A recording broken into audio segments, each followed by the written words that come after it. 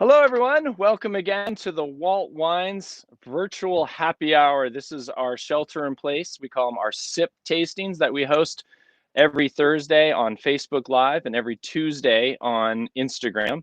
Today, we have an amazing show where I have two very special guests. But before I get started, I just wanted to welcome all of our members who are joining us. Anybody who's purchased our sip set who will be tasting along. We're going to start by tasting our 2018 Walt Rosé and our 2017 Walt Rosellas Pinot Noir from the Santa Lucia Highlands. I also wanted to just take a quick moment to thank all of those who are on the front lines, taking great care of us, everyone from the grocery store clerks that I was hanging out with yesterday, to the delivery drivers, to the first responders, to our nurses and our doctors in the hospitals. A special shout out goes to my cousin, Shannon Raber at UCSF. Shannon, thank you guys for everything you're doing, and I can't wait to host you all at the winery. So let me know when you guys can get some free time. So I just wanted to, and now I'd like to actually kind of get going and start the tasting. Today I am joined by an astute new wine critic in the world of wine. He writes his own WashingtonWineblog.com. You can check him out there and the wines that he's reviewing. He's also a critic for the International Wine Report. Both of which have written about Walt wines, and we're very grateful for all the support that we've been receiving. I'd like to welcome Owen Bargreen, Dr. Owen Bargreen, to the show. Hey, nice to see you. Thanks for having me on. How are you? That's great. Thanks so much for having us. Where are you? You look like you're in a beautiful place. Where are you? Oh man, we have a beautiful sunny day here in Seattle. We're right against the water here, and got a nice view of the Olympic Mountains in the background, and even a little view of Mount Rainier. I'm gonna pan really quick so you can see. Oh my God! Yeah, it's a beautiful 70-degree day here.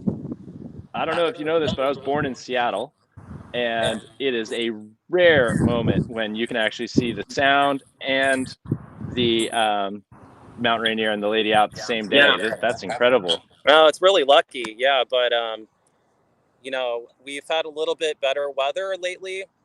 We had kind of a cooler, wet spring, but things are kind of starting to pick up here. So it's been really nice for people to be able to get outside, get some exercise, and enjoy this beautiful environment. Oh, no, I mean, you need the spring. I mean, whether or not you're sheltering in place in Washington, you're sheltering in place in the wintertime. So, yeah, right. Yeah, it's always great to see some sunshine out there. So I have a beautiful wine for us to taste today. That's perfect for a nice summer day. This is our 2018 Walt Rosé Pinot Noir. I'm gonna have a tough time. There we go, getting it in the frame. But I'd love to pour you a glass if you'd like. Yep. Are you ready? Yep. All right. So just go ahead and I will pour it off screen. You got it? Got it. And all right, nice. Interesting how that works. Jeff. Great it's amazing how you can go, from California all the way to Washington, right? Yeah, it's a miracle. Well, cheers to you. Cheers to a beautiful day in Seattle. Absolutely. You are the big star, but I do have another guest, a surprise guest that I'd love to invite and introduce you to. So hold on, let me get on the phone. Okay. So, all right. Yeah. Okay. I think I got her. All right. Are you there? I am. I'm here, Jeff. Good to hear from you. Wearing the Walt vest.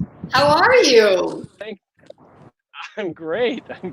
I'd like to introduce you to a friend of mine. His name's Dr. Owen Bargreen. He's actually in Seattle right now. Hi. It's nice to meet you. We love Seattle. Nice to meet you. Yeah, it's a great city this time of year.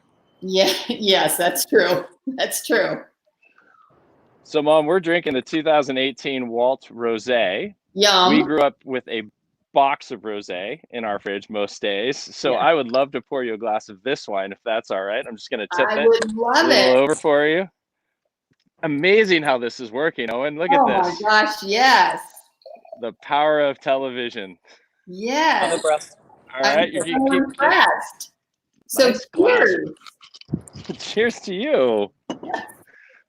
So were you able to contact all 111 aunts, uncles, grandchildren, great-grandchildren on your side? Well, I think so. We use social media, and we definitely been on it a lot in the last few days. And your sister jumped in as well as your brother too, I think, helping to spread the Facebook message. So my mom is one of 9 children. Wow, And so that's impressive. you can imagine when a wedding happens or whenever our family reunions happen, how much wine I have to procure in order to get through. You're like the first person called. Yeah. I have to say, yes, when his sister got engaged, that was the first contact. Yeah. It's true. Usually the second person is the person bringing the whiskey. So it's a good Irish family. Right. Of course. That's those Washingtonians up there. This is true. You got to keep warm in the winter. Yeah. So this rosé is it's California appellated, which means that it's a wine that's can be sourced from any part of California. But we're actually sourcing this from our vineyards, Pinot Noir vineyards that we purchase or farm. And the goal is really to make a wine that has brightness, that has lovely acidity, that has this incredible. Oh, and here we go. My mom dropped in some photos on us. So. Oh boy. When we're going into a time in Seattle, actually, that's where that picture is from, I think. Okay. I love that picture. It's in our first house. You were born there. That was Matthews Beach. That's right. Okay, not too far from here. Oh yeah. Nope, not far at all. Yeah, do you have the 3-wheel of me on Matthews Beach? I did not. You know what? I was going to do the 3-wheel too because I was going to say it was your first car. The first one I crashed. And the other one with the sunglasses because I was going to say you were the star. Oh, I'm hardly the star. I'm just the lucky guy that gets to come online. Anyways, I was just going to mention, so the wine for me has such nice flavor and it's got great brightness and great acidity. Did you have any takes? I know we've shared quite a few bottles. I know recently we actually shared in our shelter in place distance tasting on the front driveway. Yes, and on this very, very warm, like it must be 85 degrees here today, very warm day, this nice, cold, crisp rosé is just perfect. It's very good. That would be it right there. So yeah, and that's my front yard. That's my dog Buster. That's my dad. And we are 10 feet, just so you know, those squares are 10 feet away from each other. So gotta be safe. It's how we've been able. And it's how we've been able to, yeah, definitely. It's been how we've been able to keep sane and some semblance of family and connectiveness. Right. And it's been great being able to do that. Well, Mom, I wanted to let you say hello to family. I also wanted to say thank you for everything, for having me, for teaching me about wine, even if it was from a box. Yes, that's okay. It was where you got your start, Jeff. But we won't talk about my squares. To all the mothers, all those family mothers that I know, and to my own mom too, up in Roseville. So happy Mother's Day to all. Thank you for having me on your show. I love Walt Wines. Thanks, Mom. You're welcome. I'll see you on Sunday. Okay. Bye-bye. Cheers. Owen, did you want to say something to your mom before we continue with the tasting? Happy Mother's Day to all the mothers out there that, sacrificed. And to your point earlier, especially the mothers out there that are, giving their lives right now on the front lines. There's a lot that are doing that. So special cheers to those mothers too. Yes, here. Cheers. So I'll just talk for a second while the first responders pass by you. This is a wine that we source from all kinds of different vineyards. It's a Saunier process, so we're actually bleeding a little bit of the grape and fermenting it in steel, and then aging just a little bit of the wine in oak for just gather a little bit of texture and a little bit of spice. But now that the ambulance is driven by, would love to have your thoughts on this wine and things that you're looking for in rosé from California. Yeah, the downtown Seattle thing. Sorry about that. One thing I really love, just what you're saying, is the texture that's imparted. So it's got a really nice kind of silky feel to it. When you taste it, that's kind of maybe like a soft kind of fat feeling on the tongue. And then it's a very bright wine, right? It's got really great bright acidity. I first tried this wine probably about a year ago, and I was really impressed.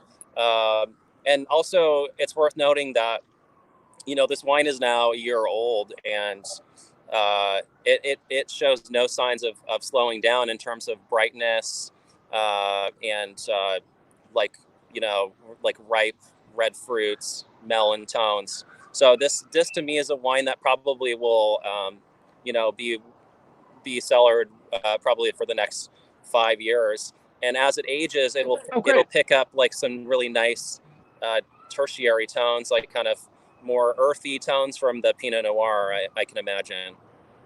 That's cool. No, I think that's an incredible take on the wine, and thank you for the ageability. We're definitely making it in a fresh style, so that it's very available in the moment. We have about 100 cases, I think, of this wine left. So for the viewers out there, there is actually a promo on this wine today. You can use the promo code Owen, and just so everyone's aware, and you can buy this wine for 20% off today and grab those last couple cases. I've been following a little bit of, you know, your blog, and we've been talking about the shelter in place. I wanted to get your take on that. But first, before we finish this wine and move on to Rosellas, is there anything that you would you've been doing a lot of food, from what I see? You're the chef, it sounds like, in the family. I mean, yeah, you do what you can. Like, it's an imperfect situation. So, you know, I'm a clinical psychologist for my day job, and I think one thing that's really important for people is to find positive routines in their life. So, you know, my wife and I have been doing a good amount of cooking at home, kind of trying to learn more about different kind of cooking. I mean, it's an endless, just like wine, cooking is like an endless every day. Right? Yeah. Yeah, exactly. It's so interesting. And another thing that we've been doing is, you know, we've been going for runs, trying to get outside when we can. And also we've been exercising a lot at home. We've been doing like these really great Pilates videos. Oh yeah, that's a picture of us here, actually, on the rooftop. Oh, cool. Yeah. Right on. Yeah. That's beautiful. Yeah, we've actually had some decent weather up here in the last week or so. So, but yeah, no, I think, you know, as a psychologist, it's important for people to find their positive routines, and that'll be different for everyone. But for us, we've really been able to take advantage of learning more. Like I said, learning more about cooking. We're doing these Pilates videos that are like an hour long, and literally you are so tired afterwards. Like it's such a great workout. So yeah, it's kind of a fun, different way to work out. Yeah, it's definitely. So before we get started, I want to keep your glass empty. So I'd love to pour you the next wine and then continue this conversation. Absolutely. So this is from the Santa Lucia Highlands. It's from Gary Pizzoni's vineyard. It's Rosellas, which is named after his wife, Rosella Francione. It was their first vineyard, and it was the second wine that we made from the Santa Lucia Highlands. I'd love to pour you a glass, if that's all right. So I'll just kind of dovetail this off to the side. All right. To that possibly pre-poured glass of Rosellas that you may have over there. Are you able to grab that? There we go. Oh, look at that. Cheers. Cheers. So a couple questions coming in. You've been mentioning you've been doing Pilates, you've been running, I've been hiking. What are some other things? My kids. So I don't have Pilates, but I have 3 little girls. Yeah. And so my 3 little girls turned into my daily Pilates routine. And so we've been going on long hikes.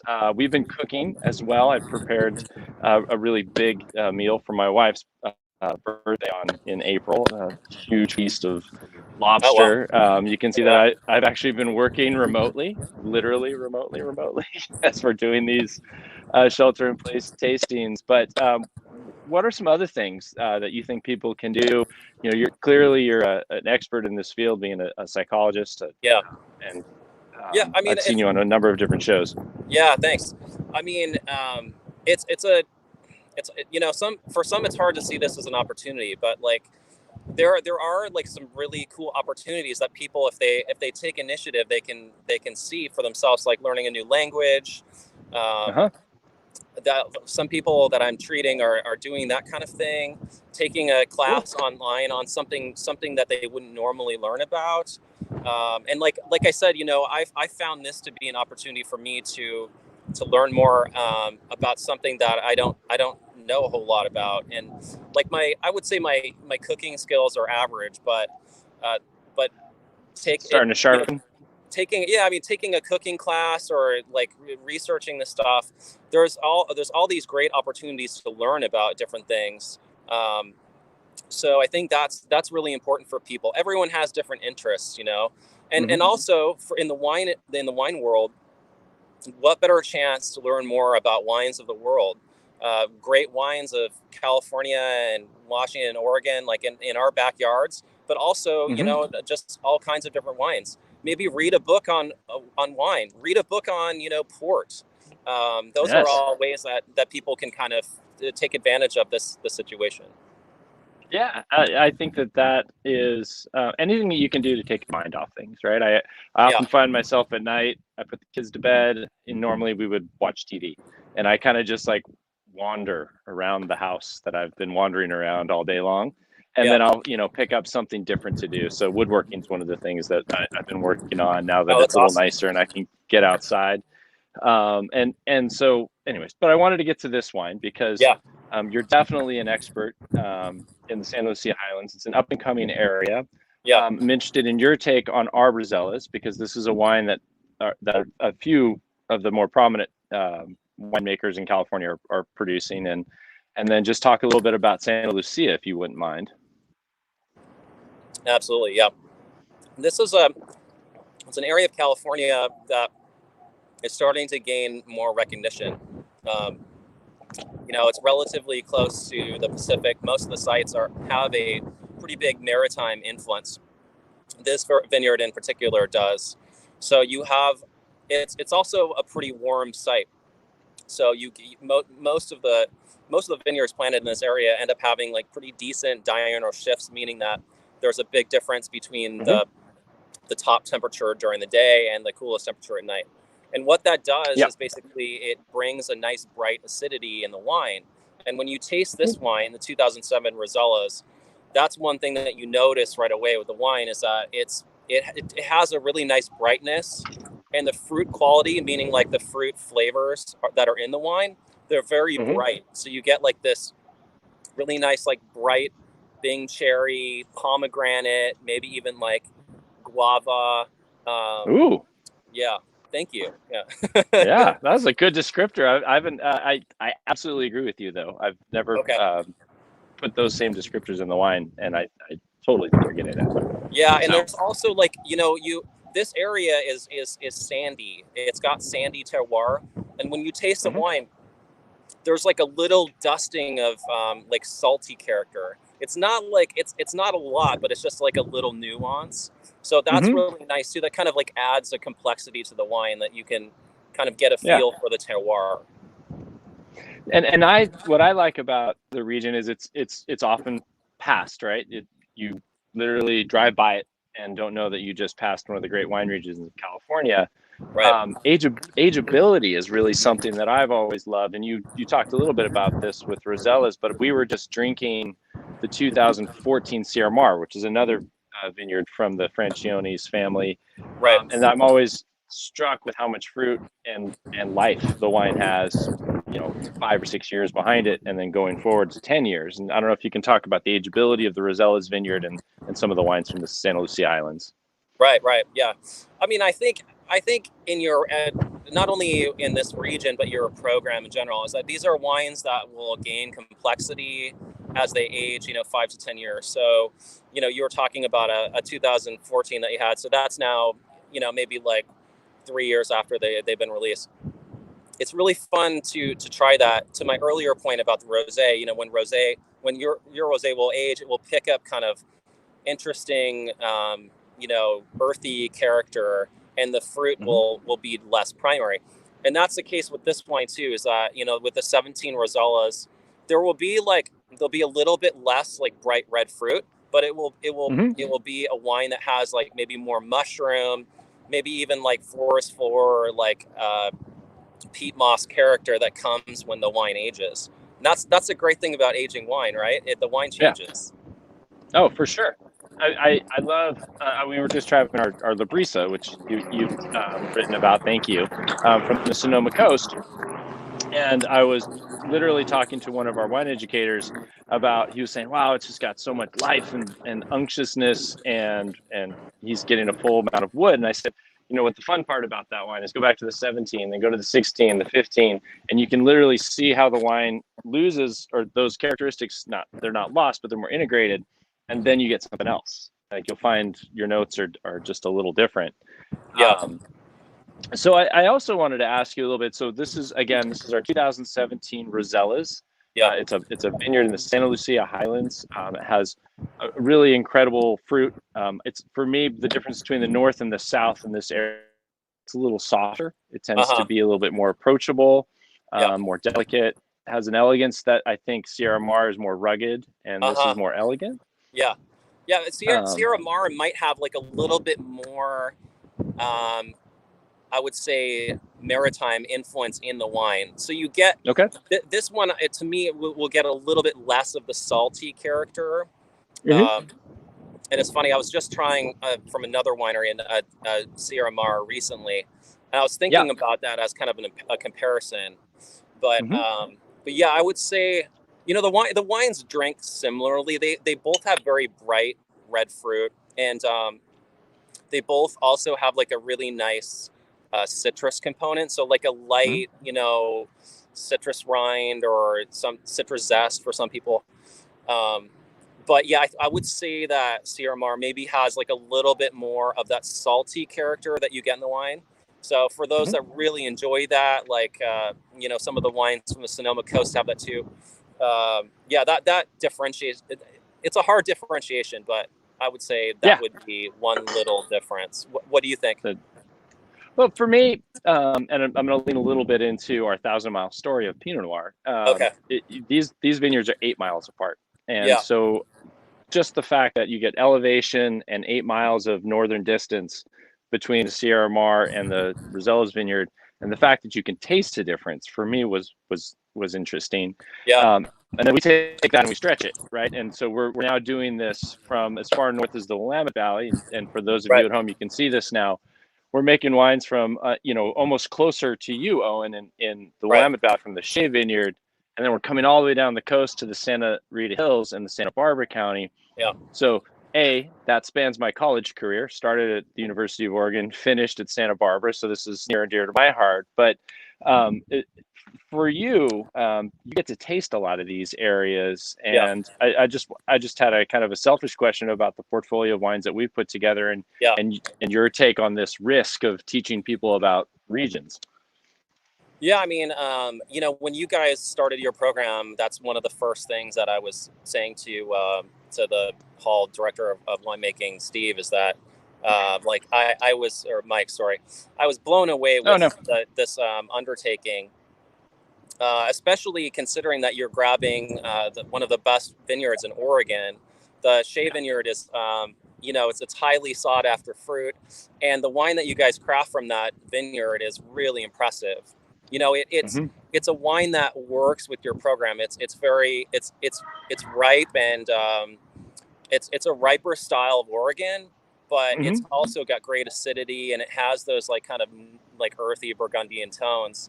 So yeah, like I was, when you guys decided to do this program, it was a huge undertaking to have all these different climates, but as a reviewer and for the you know, for the consumer, this is something that's not only really exciting and highly pleasurable, but it's a good education experience as well, because you're able to, you know, try all these different climates, microclimates in some cases, like talking about the Rosellas versus the Sierra Mar. Some of the wines are big.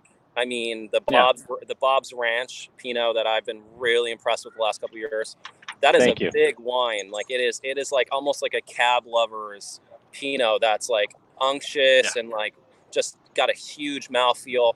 So I mean, those two things, I think, like the benefits of drinking them and enjoying them, and then also learning about this huge 1,000 miles between each vineyard is a great opportunity for people who are in your wine club and are also interested about learning about Pinot Noir. Yeah, and that's how I looked at it. When I first was made GM, I've worked for the Halls for 14 years, but when I took the program on, I thought that the key rare ability for us to do as a winery was to take someone through Pinot Noir and the appellations and the different vineyards through the lens of one winemaker. So we created a movie, and for those of you who are interested in checking out 1,000 Miles of Pinot Noir on the Walt Wine's website, it's a 22-minute feature that takes you through all the different growers and all the different vineyard sites.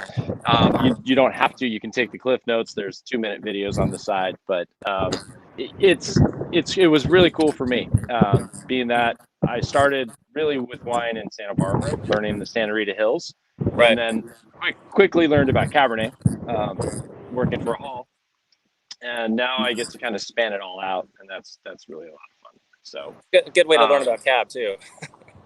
Yeah, or it was for sure. I mean, there was 13 of us who were all started doing pretty much everything. I raked grapes, I sent orders, I shipped orders, I packed boxes.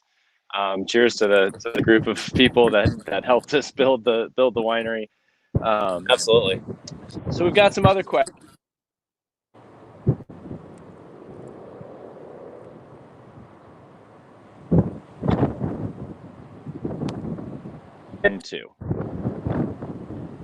I'm sorry, can you say that again? Yeah, I'll pick it up because I think we lost. I froze out. So, Okay.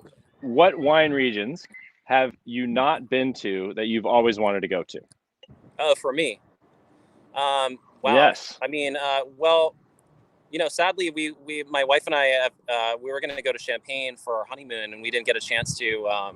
We were actually supposed to leave on Wednesday, but I mean, it's been a lifelong dream to go to Champagne, and sadly, I've never been. So we'll have to. We're going to do that another time, but that's something I'll really look forward to. So I wish I had loaded up pictures because I got to go to Champagne 2 years ago, and it was a bucket list for me item. It probably one of the most spectacular wine trips I've been able to make. I live in California. I haven't been to Washington, weirdly enough. I need to do that. But we were very fortunate to taste with Olivier Krug at Krug. Oh, wow. That guy is great. Spectacular. Yeah. He's very cool. Yeah. Have you had a chance?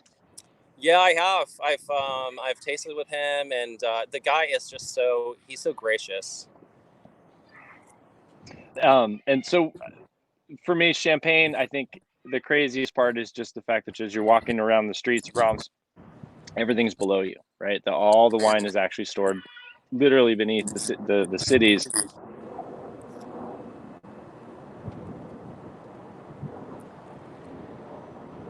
So for me,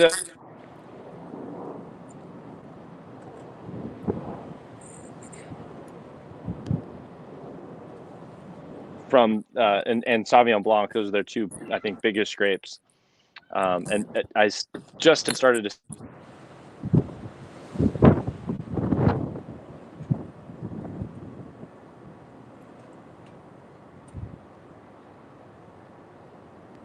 So Owen and I are coming in and out. I think you can still hear us, so we're gonna try to continue that. Yeah. Another question. So someone asked about my woodworking. I'd love to show you, but it's not ready for show yet. So it's very much it's a quest through YouTube. It's a great way to learn how to do some woodworking. Oh, that's cool. So what is your guilty pleasure during this shelter in place? I would say cooking. I mean, I've really enjoyed trying to do different things. I've been doing some really amazing overnight marinades. Like I did this really great Asian style chicken that marinated a couple nights. Yeah.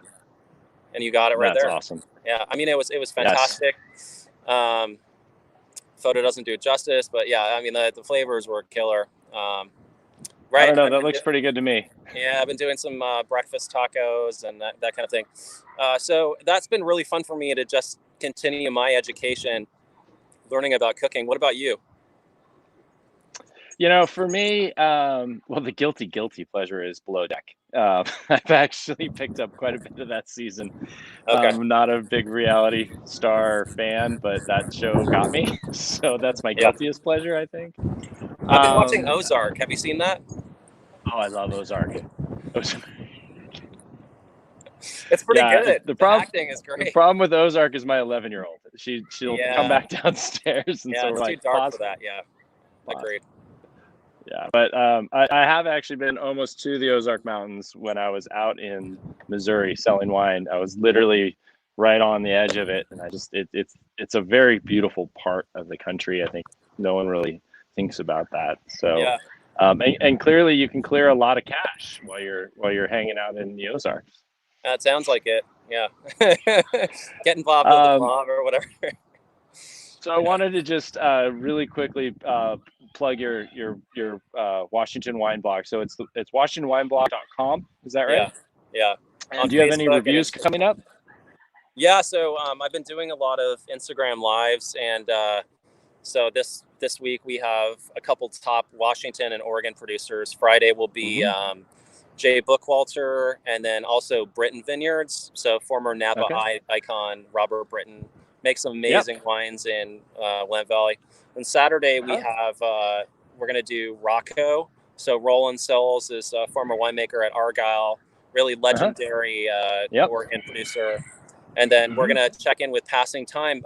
Passing Time is a winery started by Damon Heward and Dan Marino, NFL legends, and they have a great winemaker, and the Cabernets are spectacular. So we have a busy schedule. So you've had 3 football players on your show.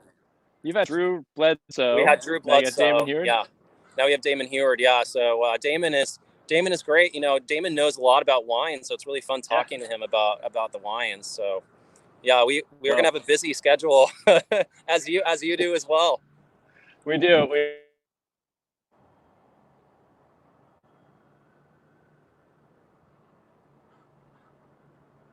I'm going to wait for everything to pause. Just wanted to say thanks again, Owen. I hope everyone visits your WashingtonWineblog.com, checks out your reviews. Yeah, thank you so much for having me.